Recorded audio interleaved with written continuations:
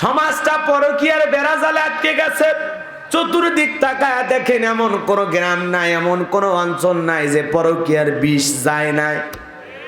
এই জন্য তো মনে দুঃখে কই আমার সোনার দেশটা খাইলো রে হে পরকীয়া প্রেমী, আমার বাংলাদেশটা গেল রে হে পরকীয়ার প্রেমে। রাগ করেছে, সব শেষ হয়ে যাচ্ছে এই পরকীয়ার কারণে। স্বামীরে মারতেছে পরকীয়ার কারণে। এই স্বামীরে মাইরে আর একজনের নিয়ে সুখত থাকবে। আরে পাগলি, যুগের প্রযুক্তি বুঝিস না, মারবি আর সেইটা গোপন থাকবে, হবে না। আমার বগুড়াতে একজন পরকীয়া কইরা স্বামীরে মাইরা রেল স্টেশনের পাশে পুঁতে রাখে। 11 মাস পরে তত্ত্ব ফাঁস হয়েছে। কয় মাস? আপনি অপরাধ করে বেঁচে যাবেন অতই সোজা? অপরাধের কোনো না কোনো জায়গায় একটু কিন্তু থেকে যায়, ওইটা ধরে টান দিলেই পুরো ঘটনাটা সামনে চলে আসে। এই জন্য আল্লাহ পাক আমাদের হেদায়েত দান করুক। জোরে কোন আমি, আরো জোরে কোন আমি। এই পরকীয়ার বিষাক্ত সবল থেকে আল্লাহ পাক যেন আমাদের পরিবারগুলোকে হেফাজত করে। জোরে কোন আরো জোরে বলেন আমিন। নাকি আপনারাও করেন? হুজুর কোন কি মজাই আলাদা। হ্যাঁ, এটার নাম হলো বাংলাদেশে আমরা নাম দিয়েছি পরকীয়া। পরকীয়ার বিষ আজকে যেভাবে আক্রমণ করতেছে বাজান গো আমার, সমাজ ধ্বংস করে ফেলে দিতেছে। চিন্তা করেন, মা হয়ে শিশুকে হত্যা করতে পর্যন্ত কলিজা কাঁপতেছে না। নিজের যৌবনের স্বাদ পাওয়ার জন্য, অন্য একটা পুরুষের সাথে ভালো থাকার জন্য মা হয়ে নিজের ছেলেকে বিষ পান করায়া দোষ চাপায়া দেয় নাফা সিরাপের। কথা বোঝেন না মনে হয়? নিজের হাতে হত্যা করে কি শান্তি পালি রে ডাইনি মা? সেই তো জেলখানায় গেলি, মারলিও 2টা সন্তান, কি ছিল শিশুদের অপরাধ? ভালো যখন এতই বাসলি, সন্তানদের ফেলায়া কেন চলে গেলি না? ওদেরকে কেন মারলি? স্বামীরে সন্তানদের ফেলায়া চলে যাও, যা দেখ জীবনে কোনো শান্তি নাই। পীড়িতের সুখ 2 দিন 3 দিন ভালো লাগে, 7 দিন গেলে পীড়িতি তিতা হয়ে যায়। কথা বোঝেন নাই মনে হয়? ভালোবাসা বইলে পৃথিবীতে এখন কিছুই আর নাই, সব ধোঁয়াশা কুয়াশা, সব স্বার্থপরের দুনিয়া। কথা বোঝেন নাই মনে হয়? মিশাই ক্ষণিকের মায়া, হঠাৎ কেন জানি খুব ভালো লাগে, কয়েকটা দিন চলে গেলে মায়া ভালোবাসা সব জানালা দিয়ে বিদায় নেয়।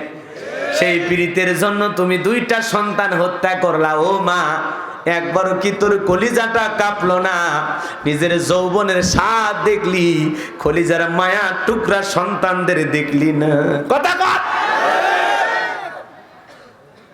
আজকে চতুর্দিকে তাকায় দেখেন পরকীয়া, দেবর বাবির পরকীয়া, দুলাভাই শালীর পরকীয়া, মামা ভাগিনের পরকীয়া, মামা মামি, কথা কর না, ভাগনার পরকীয়া মামির সাথে, ভাতিজার পরকীয়া শাশুড়ির সাথে। সমাজে এগুলো নাই? আপনাদের এলাকায় নাই? আমি ভারতের কথা বলতেছি। সমাজটা পরকীয়ার বেড়াজালে আটকে গেছে। চতুর্দিক তাকায় দেখেন এমন কোন গ্রাম নাই, এমন কোন অঞ্চল নাই যে পরকীয়ার বিষ যায় নাই। এই জন্য তো মনে দুঃখে কই আমার সোনার দেশটা খাইলো রে হে পরকীয়া প্রেমী, আমার বাংলাদেশটা গেল রে হে পরকীয়ার প্রেমে। রাগ করেছে, সব শেষ হয়ে যাচ্ছে এই পরকীয়ার কারণে। স্বামীরে মারতেছে পরকীয়ার কারণে। এই স্বামীরে মাইরে আর একজনের নিয়ে সুখত থাকবে। আরে পাগলি, যুগের প্রযুক্তি বুঝিস না, মারবি আর সেইটা গোপন থাকবে, হবে না। আমার বগুড়াতে একজন পরকীয়া কইরা স্বামীরে মাইরা রেল স্টেশনের পাশে পুঁতে রাখে। 11 মাস পরে তত্ত্ব ফাঁস হয়েছে। কয় মাস? আপনি অপরাধ করে বেঁচে যাবেন অতই সোজা?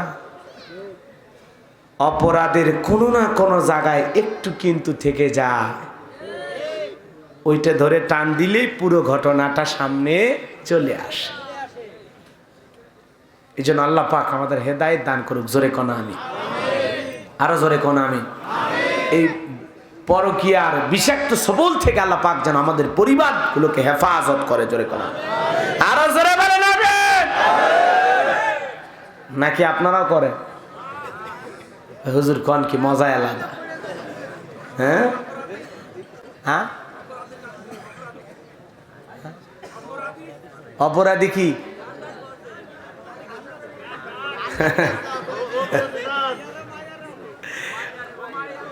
অপরাধী না?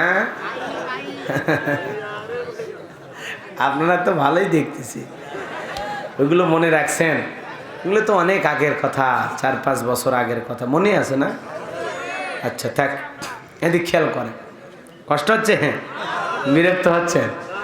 কি অবস্থা আমার যুবক ভাইরা রে, হৃদয়ের কান পেতে কথাগুলো শুনে যান।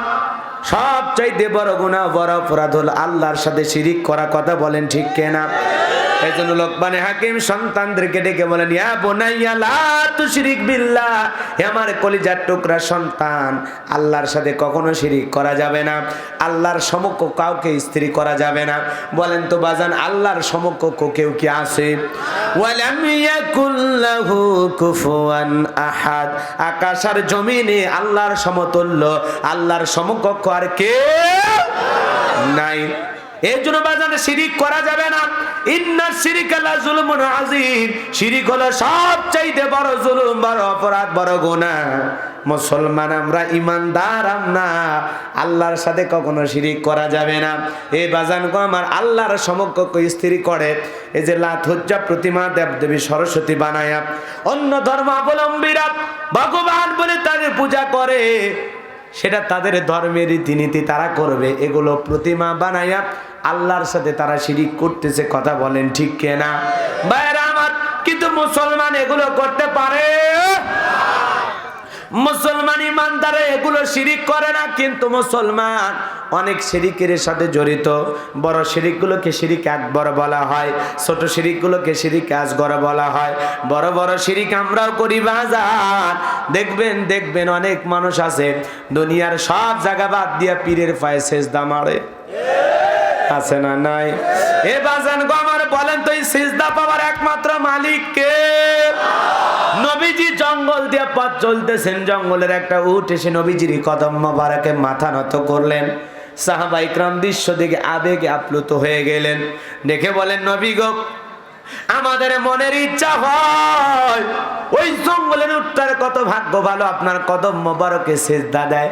আপনি যদি অনুমতি দেন, আমরা সাহাবীরা আপনার কদম মোবারকে সিজদা দেব।